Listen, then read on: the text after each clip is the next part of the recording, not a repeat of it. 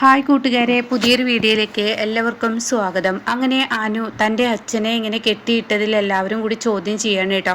അപ്പോൾ ഈ സമയം ആകാശ് പറയുന്നുണ്ട്, ഇവനോട് എന്ത് പറഞ്ഞിട്ട് എന്താ, ഇവന് പെണ്ണല്ലേ വലുത്, ഇവളെ കെട്ടുക എന്നുള്ളതല്ലേ, ഇവൾ കാരണം നമ്മുടെ അച്ഛനെ ആ കെട്ടിട്ട സമയത്ത് മരിച്ചിരുന്നെങ്കിൽ എന്തായിരുന്നു എന്ന് പറയും കേട്ടോ. അപ്പോൾ ആ സമയം ഷെയർ പറയണേ, എന്നോടും മാപ്പാക്കണം, ഞാൻ ചെയ്തത് തെറ്റ് തന്നെയെന്ന് എനിക്ക് നന്നായിട്ട് അറിയാം, പക്ഷെ അപ്പോഴത്തെ സമയത്ത് അങ്ങനെയൊക്കെ തോന്നിപ്പോയതുകൊണ്ട് എന്നോട് മാപ്പാക്കണം എന്നൊക്കെ പറയുമ്പോൾ ഉടൻ തന്നെ ഒരിക്കലും മാപ്പ് ആക്കാൻ എനിക്ക് പറ്റില്ല, എൻ്റെ കുടുംബത്ത് കയറി നീ കളിച്ചിരിക്കുന്നത്, അതും എനിക്ക് എന്തെങ്കിലും സംഭവിച്ചിരുന്നെങ്കിൽ നഷ്ടം ഈ കുടുംബത്തിന് പോയി, അതുകൊണ്ട് തന്നെ നിനക്ക് ആശീർവാദം തരാൻ, അനുഗ്രഹം തരാൻ ഒന്നിനും തന്നെ എനിക്ക് പറ്റത്തില്ല എന്ന് പറഞ്ഞിട്ട് അവിടെ നിന്ന് പോവുകയാണ് കേട്ടോ.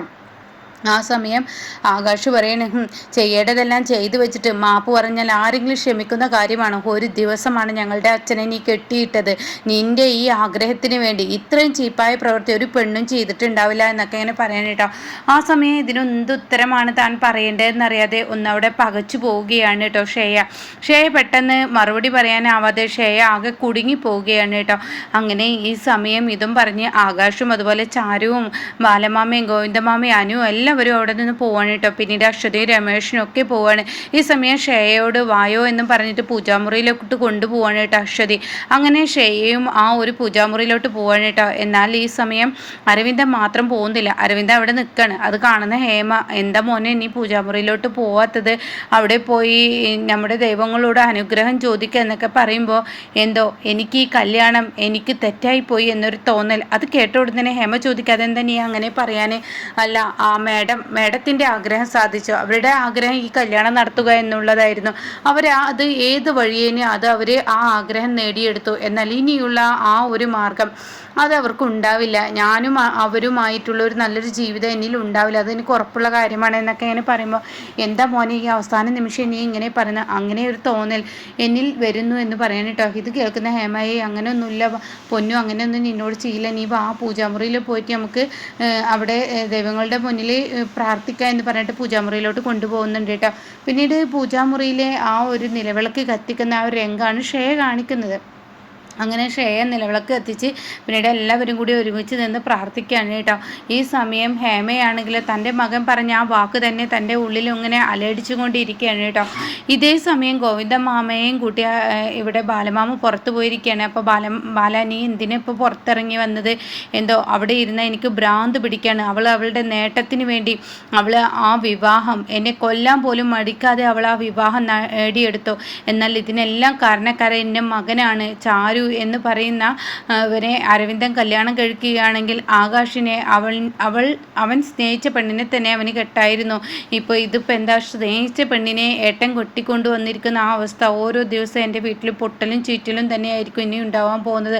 അത് ആലോചിക്കുമ്പോൾ തന്നെ എനിക്ക് പേടിയാവുന്നു. ഇനി എന്തൊക്കെയാണ് ഈ വീട്ടിൽ പ്രശ്നങ്ങൾ ഉണ്ടാവാൻ പോകുന്നത് എനിക്കറിയത്തില്ല എന്നൊക്കെ പറയുമ്പോൾ എൻ്റെ ബാല നടന്നു, ഇനി നടന്നതിനെക്കുറിച്ച് ഓർത്തിട്ട് കാര്യമില്ല, അത് ഗോവിന്ദൻ നിനക്ക് പറയാം, ഇനി ഉണ്ടാവാൻ പോകുന്നത് സ്നേഹിച്ച പെണ്ണ് വീട്ടിലും കല്യാണം കഴിച്ച പെണ്ണ് വേറെയും അത് ഏട്ടൻ കെട്ടിക്കൊണ്ടു വന്നിരിക്കുക. എന്നാൽ ഏട്ടനോട് സ്നേഹമുള്ള പെണ്ണാണോ? അതുമല്ല, അവൾക്ക് പ്രതികാരത്തിന് വേണ്ടിയാണെന്നുള്ള എൻ്റെ മോനെ ഇനി മനസ്സിലാക്കാൻ ഇരിക്കുന്നേ ഉള്ളൂ, എൻ്റെ ഭാര്യയെ മനസ്സിലാക്കാൻ ഇരിക്കുന്നൊക്കെ ഉള്ളൂ എന്ന് ബാല ഇങ്ങനെ ഗോവിന്ദനോട് പറയാണ് കേട്ടോ. ഈ വാക്കുകളൊക്കെ കേൾക്കുമ്പോൾ ഗോവിന്ദൻ പറയാം, എന്ത് ചെയ്യാം, ഇതൊക്കെ ഈശ്വരൻ്റെ വിധിയാണെന്ന് വിചാരിച്ച് അങ്ങനെ അങ്ങ് മനസ്സിൽ കരുതുക എന്ന് പറയുമ്പോൾ ഈശ്വരൻ അങ്ങനെ ഒരു വിധി ഉണ്ടാവില്ല, വിധിയൊക്കെ ഉണ്ടാക്കിയെടുത്തതാണ്, എൻ്റെ ഭാര്യയും മകനും കൂടി ഉണ്ടാക്കിയെടുത്തതാണ് എന്ന് പറയുന്നുണ്ട് കേട്ടോ.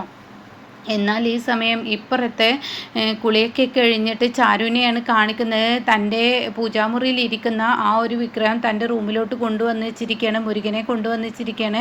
ആ സമയം ഉടൻ തന്നെ ആകാശ് ചോദിക്കുക, ഇതെന്താ ഇവിടെ കൊണ്ടുവന്ന് വെച്ചിരിക്കുന്നത് എന്ന് ആകാശ് ചോദിച്ച ഉടനെ ചാരു പറയണേ, ഇനി ഇവിടെ ആയിരിക്കും എൻ്റെ പ്രാർത്ഥനയും കാര്യങ്ങളും, കാരണം ഇവിടെ കയറി വന്നല്ലോ, അപ്പം ഞാൻ എന്ത് ചെയ്യുന്നു അതൊക്കെ തട്ടിയെടുക്കുക എന്നുള്ളതായിരിക്കും അവളുടെ ലക്ഷ്യം, അതെനിക്ക് ഉറപ്പുള്ള കാര്യമാണ്. അവൾ ഇത്രയും കാലം അതുതന്നെയല്ലേ ചെയ്തുകൊണ്ടിരിക്കുന്നത്, ഇനിയും അവൾ അത് തന്നെയായിരിക്കും ചെയ്യാനും പോകുന്നത്. അതുകൊണ്ട് എനിക്ക് പറ്റാവുന്ന ഒരു കാര്യം, ഞാൻ അവൾ വരുന്ന വഴിയിലൂടെ അങ്ങ് ഒഴിഞ്ഞു കൊടുക്കുക, അതായിരിക്കും ഈ കുടുംബത്തിന് നല്ലത്. അല്ലെങ്കിൽ ബാലമാമയുടെ സ്വസ്ഥതയും സമാധാനവും ഒക്കെ പോകും. ഞാനോ ആകാശേട്ടനോ കാരണം ഒരിക്കലും ഈ വീട്ടിൽ സ്വസ്ഥത ഉണ്ടാവാൻ പാടില്ല എന്നൊക്കെ പറയുമ്പോൾ ആകാശിൻ്റെ നെറ്റിയൊക്കെ ചുളിഞ്ഞു വരുന്നു കേട്ടോ. ഇത് കാണുന്ന ചാരു ചോദിക്കുക, എന്താ ആക്കുചേട്ടന് എന്താ പറ്റിയത്? ഒന്നുമില്ലടോ, കാരണമാണല്ലോ, ഞാൻ അവളെ പ്രണയിച്ചത് കൊണ്ടാണ് കൊണ്ടാണല്ലോ ഇങ്ങനെ ഒരു അവസ്ഥ ഉണ്ടായത്, അതൊക്കെ കഴിഞ്ഞ കഥ, ഇനി അത് റിപ്പീറ്റ് ചെയ്ത് വെറുതെ ഇങ്ങനെ പറഞ്ഞ് അക്കുച്ചേട്ടൻ ഇങ്ങനെ മനസ്സ് വിഷമിപ്പിക്കാതെ എന്നൊക്കെ ഇങ്ങനെ പറയുന്നുണ്ട് കേട്ടോ. ആ സമയം ശരിയാണ് നീ പറയുന്നത്, അത് കഴിഞ്ഞു. എന്തായാലും നിന്നെപ്പോലെ ഒരു പെണ്ണിനെ കിട്ടിയത് എൻ്റെ ഭാഗ്യമാണ്. ഷേയെ ഞാൻ പ്രണയിച്ചു എന്നുള്ളത് സത്യം തന്നെയാണ്. പക്ഷെ അവളെ ഞാൻ വിവാഹം കഴിക്കുകയായിരുന്നെങ്കിൽ ലക്ഷ്യത്തിന് മാത്രം മുന്നോട്ട് നീങ്ങുന്ന ഒരു പെണ്ണാണ് അവൾ. അല്ലാതെ ഒരു ആളുടെ മനസ്സറിയാൻ, വേദന അറിയാൻ കഴിയില്ലാത്തവളാണ് അവൾ എന്നൊക്കെ പറഞ്ഞിട്ട് ചാരുവിൻ്റെ മടിയിലോട്ട് ആകാശം അങ്ങ് കിടക്കുകയാണ് കേട്ടോ. ഇതേ സമയം ചാരുവിൻ്റെ കണ്ണ് നിറഞ്ഞു പോവാണ്. ചാരു ആകാശിൻ്റെ ഇങ്ങനെ തലോടിക്കൊണ്ടിരിക്കുന്ന ആ ഒരു രംഗമാണ് കേട്ടോ. പിന്നീടാണെങ്കിലോ ഇപ്പുറത്ത് പാലും പഴമൊക്കെ കൊടുക്കേണ്ട സമയമായി. അപ്പോൾ അവർക്ക് ആ ചടങ്ങ് ചെയ്യണ്ടേ എന്ന് ഹേമ പറയണേ. എന്നാൽ ഇതൊട്ടും താല്പര്യമില്ലാതെ ഷേയ ഇരുന്ന് കൊടുക്കുകയാണ്. അപ്പോൾ ഷേയ അരവിന്ദനും കൂടി ഒന്നിച്ചിരിക്കുകയാണ്. ആ സമയം കാണാൻ അശ്വതി വന്നിട്ട് പാലും പഴവും ഇവർക്ക് കൊടുക്കുന്നു കേട്ടോ. അപ്പോൾ ആദ്യം ഷേയക്ക് തന്നെയാണ് കൊടുക്കുന്നത്. പഴം ആദ്യം ഷേയക്ക് കൊടുക്കും, പിന്നീട് അരവിന്ദന് കൊടുക്കും, പിന്നീടാണെങ്കിൽ പാലും ഷേയക്ക് തന്നെ കൊടുക്കുന്നു, പിന്നീട് അരവിന്ദന് കൊടുക്കും. അപ്പോൾ രമേശൻ പറയണേ, ആഹാ എനിക്കെന്താ അശ്വതി നീ തരാത്ത, എനിക്കും തന്നൂടെ പാലും പഴവും. അത് കേട്ട ഉടൻ തന്നെ ഇവിടെ അശ്വതിക്ക് ദേഷ്യം പിടിക്കുക. നിങ്ങൾ എന്തേ പറയുന്നത്? ഇവിടെ വധുവരന്മാർക്ക് കൊടുക്കേണ്ട ഭക്ഷണം നിങ്ങൾക്ക് തരേ, നിങ്ങൾക്ക് വേണമെങ്കിൽ അടുക്കളയിൽ പോയി എടുത്ത് കുടിച്ചോ. അപ്പോൾ ഇതെല്ലാം കണ്ടിട്ട് ഷേയുടെ അമ്മ ഇങ്ങനെ ഇരിക്കുന്നുണ്ട്. ഈ സമയം ഹേമ പറയണേ, നീ എന്താടാ ഇങ്ങനെ പോയത്? നിനക്ക് എന്ത് ഇത്ര ബോധമില്ലേ? വധുവരന്മാർക്ക് കൊടുക്കുന്ന പാലും പഴത്തിൽ നീ കൈയിടുന്ന എന്ത് സ്വഭാവമാണ്? നിനക്ക് പ്രാന്തൊക്കെ ആവാം, പക്ഷെ ഇത്ര ആർത്തി പാടില്ല എന്നൊക്കെ ഇങ്ങനെ പറയാണ്. ആ സമയം അരവിന്ദൻ പറയണേ, അതെ ഞങ്ങളുടെ ചടങ്ങിലെ കുളമാക്കാതെ രമേശേട്ടൻ ഇവിടെ നിന്നും പോകുന്നുണ്ടോ? കതിർമണ്ഡപത്തിൽ വെച്ച് രമേശേട്ടൻ കാട്ടിക്കൂട്ടി ആ കോലാഹലങ്ങളൊക്കെ ഞാനിവിടെ ഇവളോട് പറഞ്ഞു കൊടുക്കണോ എന്ന് ചോദിക്കുമ്പോൾ ശ്രുതി ചോദിക്കുക, എന്താണ് അവിടെ ഉണ്ടായതെന്ന് ചോദിക്കുന്നുണ്ട് കേട്ടോ. ആ സമയം രമേശിന് പേടി വരികയാണ്. ഇതേ സമയം ഞാൻ പറയട്ടെ, ആ രംഗങ്ങൾ എന്തൊക്കെയെന്ന് ഞാൻ പറയട്ടെ എന്ന് ചോദിക്കുകയാണ് കേട്ടോ. അപ്പോൾ ആ സമയം എന്തെന്ന് അശ്വതി വീണ്ടും ചോദിക്കുമ്പോൾ ഉടൻ തന്നെ അത് പറയാൻ ഒരുങ്ങുമ്പോൾ രമേശ് അവിടെ ഇരിക്കുന്ന ഒരു പഴം എടുത്തിട്ട് അരവിന്ദൻ്റെ വായിലോട്ട് അങ്ങ് തിരികെ കൊടുക്കുകയാണ് കേട്ടോ. അതോടുകൂടി അത് പറയാൻ കഴിയില്ല. അപ്പോൾ ഇതൊക്കെ കണ്ടിട്ട് ഷേക്ക് ദേഷ്യം പിടിക്കുകയാണ്. അവിടെ ഒരു കളിച്ചിരിയൊന്നും ഷേക്ക് വരുന്നില്ല. ഷേയുടെ മനസ്സിൽ ലക്ഷ്യം എന്താണ്? ആ കുടുംബം തകർക്കുക എന്നുള്ള ലക്ഷ്യമാണല്ലോ. എന്നാൽ ഈ സമയം ഇപ്പുറത്താണെങ്കിൽ ഹേമ പറയണേ, എൻ്റെ അശ്വതി നീ ഇവനോട് വഴക്കൂടാതെ ഞാൻ എന്നോട് കലണ്ടർ നോക്കാൻ പറഞ്ഞില്ലേ, അത് പോയി നോക്ക്, അതൊക്കെ കറക്റ്റ് ആണോ എന്ന് നീ പോയി നോക്ക് എന്നൊക്കെ പറയണട്ടോ. ശരി അമ്മേ ഞാൻ അങ്ങോട്ടേക്ക് പോകാമെന്ന് പറയണേ. എന്നാൽ എന്താണ് ഈ നോക്കാൻ പറഞ്ഞതെന്ന് അറിയാതെ ഷേ അവിടെ ഇങ്ങനെ ഇരിക്കുമ്പോഴാണ് കലണ്ടറുമായി അശ്വതി കയറുന്നത് കേട്ടോ. അങ്ങനെ അശ്വതി പറയണേ, ആ അമ്മേ കറക്റ്റാണ്, ഇന്ന് രാത്രി തന്നെ ഇവരുടെ ശാന്തി മുഹൂർത്തം നടത്താം. ഇത് കേൾക്കുന്ന ഷേയുടെ പിടിവിട്ട് പോവാണ് കേട്ടോ. ഈശ്വര, താൻ ഒരിക്കലും കേൾക്കാൻ ഇഷ്ടപ്പെടാത്തൊരു കാര്യമാണല്ലോ പറഞ്ഞിരിക്കുന്നത്. അങ്ങനെ ഇന്ന് രാത്രി തന്നെ ഇവരുടെ ശാന്തി മുഹൂർത്തം നടത്താം. 10-നും 10:30-ക്കും ഇടയ്ക്കാണ് ഇവരുടെ ശാന്തി മുഹൂർത്തം എന്ന് പറയട്ടോ. അത് കേൾക്കുന്ന അമ്മ പറയണ, മോളെ ഇന്ന് രാത്രിയാണ് ശാന്തി മുഹൂർത്തം, ചെറുക്കൻ വീട്ടിൽ വെച്ചിട്ടാണ് സാധാരണ ഞങ്ങൾ കീഴ്വഴക്കങ്ങളായി ശാന്തി മുഹൂർത്തം നടത്താറ്. അതുകൊണ്ട് തന്നെ ഇപ്പോൾ ആകാശും അതുപോലെ തന്നെ ചാരുവും കിടക്കുന്ന റൂമിലാണ് ശാന്തി മുഹൂർത്തം നടത്താറ്. ഞാനും ഇവരുടെ അച്ഛനും അവിടെ തന്നെയാണ് പരമ്പരാഗതമായി കൊണ്ടു നടക്കുന്ന ആ ഒരു ചടങ്ങാണത്.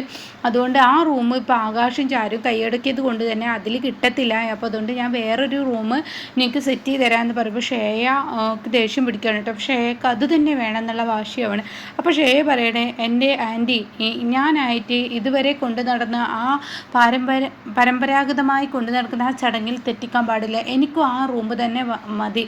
എനിക്കും തലമുറകൾ ഉണ്ടാവുകയാണെങ്കിൽ ആ റൂമിൽ നിന്ന് തന്നെ തുടക്കം കുറിച്ചാൽ മതി. അത് കേൾക്കുന്ന അരവിന്ദന് വലിയ സന്തോഷമാവാണ് കേട്ടോ. അത് അരവിന്ദൻ്റെ കാലുകൊണ്ട് ചിത്രം വരയ്ക്കലൊക്കെ അരവിന്ദൻ തുടങ്ങുകയാണ്. അത് കാണുന്ന രമേശ്, ആഹാ കൊള്ളാലോ, എൻ്റെ അളിയന് നാണൊക്കെ വന്നു തുടങ്ങിയല്ലോ എന്ന് പറയുന്നുണ്ട് കേട്ടോ. അപ്പോൾ ഇങ്ങനെയൊക്കെയുള്ള ഒരു എപ്പിസോഡാണ് ഇനി നടക്കാനിരിക്കുന്നത്.